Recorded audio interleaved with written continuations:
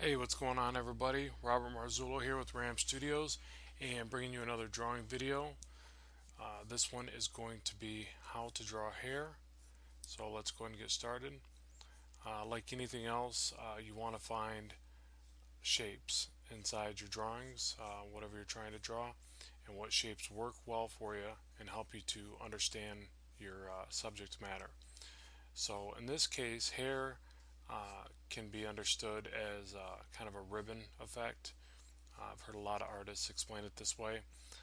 So I'm going to show you a couple different takes on how I would do it, and take it as you will and extrapolate from there. So essentially, all I'm doing right here is kind of just keep adding little locks of the hair in a bigger, blockier form.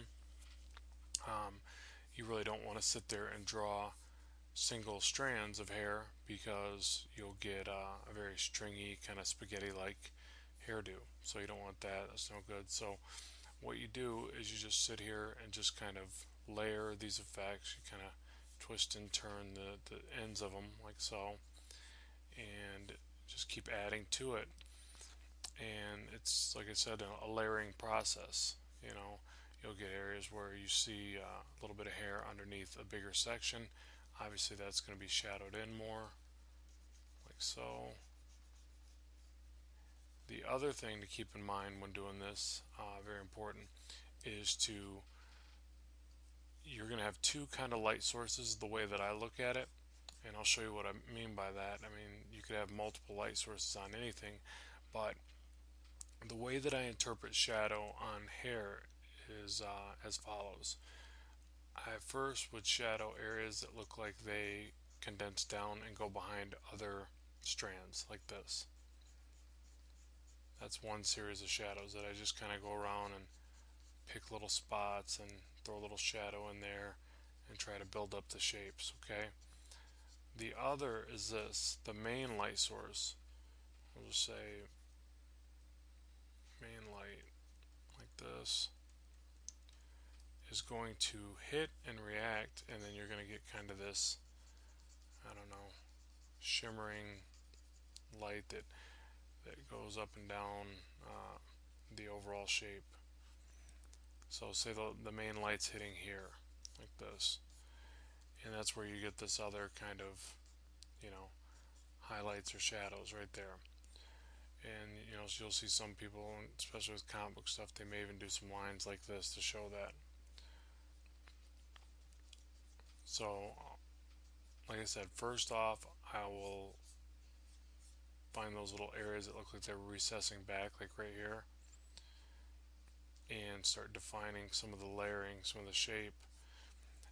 Then I'll do this stronger point of light reacting on the hair like that, and then finally I come back and I just kind of do a few little of the strand lines. Nothing too crazy, not too many, because like I said, if you overdo it and make this part too prominent, it looks very, the hair starts to look very stringy and fake, and um, but you do want a little bit of that in there for texturing.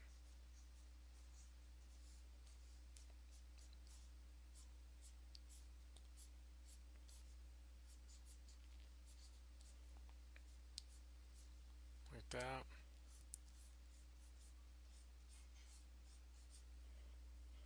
Okay, so that's one particular way to do a pretty basic, animated, easy to do style hair. Okay, so there's one. I want to show you a couple different styles, so bear with me here. Okay, and for another design, let's try more of a side view of, say, the hair being pulled back. You know, it's just going to be male or female in this regard, but you do kind of draw a little bit more of the strands or the texturing, or at least I do, to start out, to get the direction of where all the hair is flowing. You know, you do like maybe the shape of the head a little bit, the way the hair is being pulled back. And the way that I kind of look at this sometimes is almost like cloth, or you know, like something being pulled tightly, like a shirt being pulled tightly on the pinch points. That's kind of how I look at the hair at this point, to do that. And You just kind of keep filling in some of that texture lines, you know, and keep in mind that your rough sketch can always be a little bit more detailed like this, and you can pick apart areas that you like and don't like. So, you know, here, just like anything else, you want to give it a couple layers, and whether you're using a light table or digital, and pick out parts that you like and don't like. That's part of, you know, spotting these shapes or texture lines. Okay, so after I get the initial line work like that, again, now I'll designate my light source. I'll say that the light's kind of hitting more on the top of the head here. So then as it starts to come to the side, I'm going to shadow more of this in, still leaving little spots of, you know, highlighted area. Now, when I fill in this much of a hair texture, I'm pretty much saying already that this is dark hair. If it was blonde hair, this would be lighter fill-in and lighter lines. Or, you know, if even that blonde hair character is in the dark, you still could do this. But if this was a daylight shot, this would pretty much be saying that this person had brown to black hair. So there's that. Now the other thing is, even when you do something like this, you're going to want a couple little loose strands. Looks a little more believable. So you do a couple of strands, and then even like right here, maybe one of these didn't get pulled all the way in, it pops out, there's a little shadow under it. You just kind of do a couple of those throughout also. It makes it look a lot more natural or realistic. Come back with the white and maybe fill a couple of those in. But yeah, you definitely want to get some of those little strays in there. And then up here, you would have a couple of little strays kind of bounce and roll outward or something like that. Maybe one right here kind of doesn't know where to go.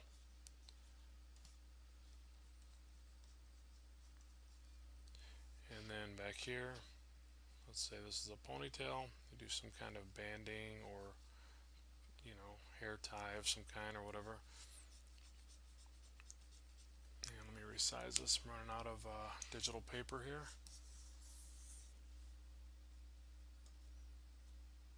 Oh, and I need to speak up. Excuse me if I sound a little too quiet. I'm still trying to get my settings just right. But I did have one person tell me that I needed it to be louder. They had to crank their speaker system, which I don't quite understand that, because I usually watch my videos back before I truly commit to them, and it seems fine on my system. So I got to figure out what's going on there.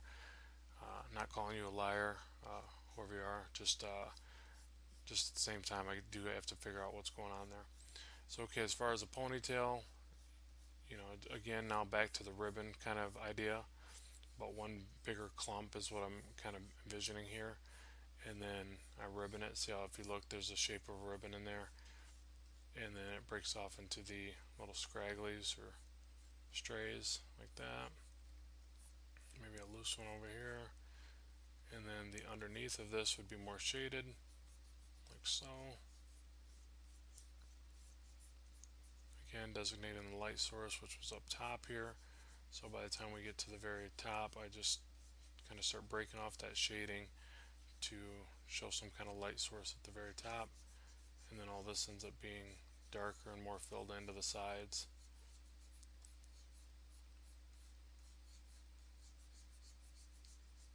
Like that. And there's our side view of the hair, you know. I'll go ahead and ink these two to show you a more finished version. This is still the rough sketch, but I just want to give you a couple variations of the hairstyle. Then you've got a real basic one, which would be the kind of, I don't know what you want to call this, a bowl cut or something. Very animated looking, very easy to do, where the hair just comes up. Maybe has some kind of part right there. And this is one anybody can do. I mean, anybody can do any of these, but this is real easy. And you see this a lot in comics, you know, especially in animation. It's It's real popular to do something very basic. And what you do with the light source here is find your highlight, say on the front of the head here, like that. Maybe another little highlight on the side. And pretty much fill, the rest in, like so.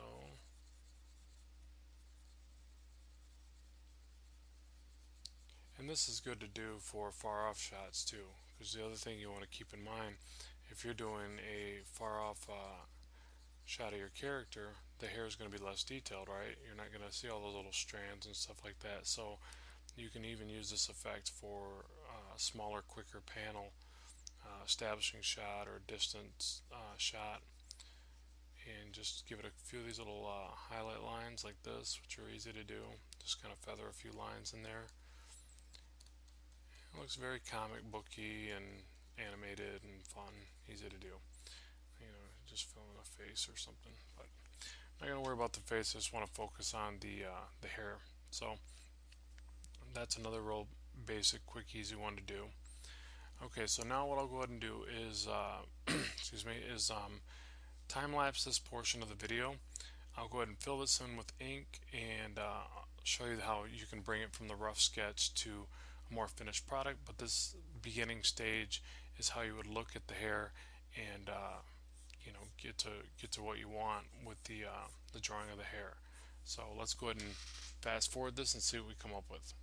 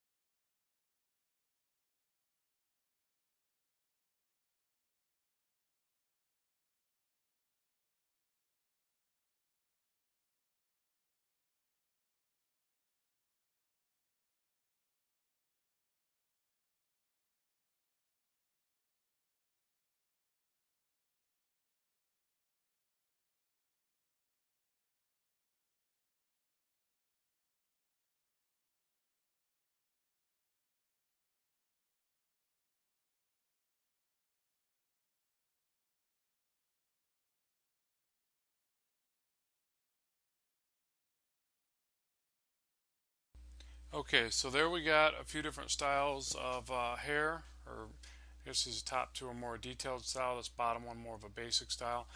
The other thing that I wanted to mention, let's see, is that now if you're working digitally, um, you could add, you could take this one up here, for instance. Let me show you, and say this could actually be light or dark colored hair at this point. Leaning more towards darker hair because of the amount of shading. But then again, if you're doing independent comics like I am, you shade more anyways because you're not going to color it. But now you could kind of come back. Oh, sorry, that's with white, and you could do that too. But you come back through with a darker or thicker black, and you can bring out more depth by shading down some of the areas that you want to recess into the hair. Like definitely, thicker black down at the base where there'd be less light hitting, like that. And then you can come back with the white. One of my favorite things about digital inking, and you can do this with traditional too, but I just never really got into bringing out the white paint and painting white back in. I used a whiteout pen occasionally, but that was about it. But here it's as easy as just clicking on the white, come back through and start bringing out more of the highlights of the hair. Quick and easy, like the ones, these strands right here that break away. You want to make sure those barely have any black line, if any black line at the very top. and it makes them look like they're more lifted up away from the rest of the hair. So like right here where that black line is, I'd probably get rid of that, bring that in with that white. See how that just kind of pops a little bit more? Same thing right there, which actually it's popping a little bit more right now because I still have the blue line in there. But that's good. It shows you, more of the depth that you're trying to go for. And like back here at the back of the ponytail, probably a lot more shadow back here to round that form out. And that's all you're really doing. You're just trying to accentuate certain parts of the design and make other parts stand out from the rest. And think in terms of, like I said in the beginning, ribbons as far as the flow, but then layers as far as the shading and making something jump. Now if I take that last layer out that I just added, we could see how much that might have did for it. See how that just gives it a little bit more depth? And that's the beauty of layers in digital, is you can play with stuff like that all day long and really find what looks cool. Like if you notice towards the end of this bottom one, even though it was more simplistic, I still came back with a little bit of the white lines and just, threw a couple of those in there real quick. And if you don't like them and they're on a separate layer, just erase it. So at any rate, let me make sure I do this, the most important part. Bam! Well, not bam, ram, but the old signature right there. So hold on to this video, it's going to be worth money. But at any rate, thanks for watching. Hopefully you learned something from this. Be sure to leave me some comments and let me know where I can improve my videos, what I can bring to you next. I upload once a week, so be sure to check back and subscribe, and you can get the new videos as they come out.